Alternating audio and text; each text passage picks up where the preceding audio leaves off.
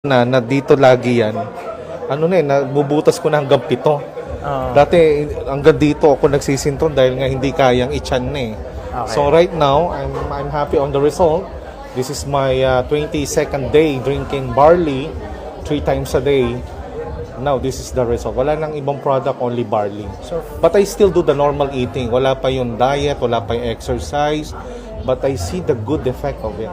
So sabi ko, it's turned me out because 1 months from now siguro pag nag-trim down, people would know me.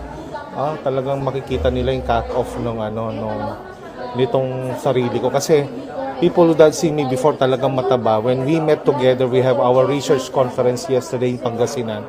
Kita ko ng mga co-doctors ko in education. What happened to you? Ano kinasekreto mo? And they saw me before I eat the meal. Nagtitimpla muna ako ng barley. What is that? It's barley.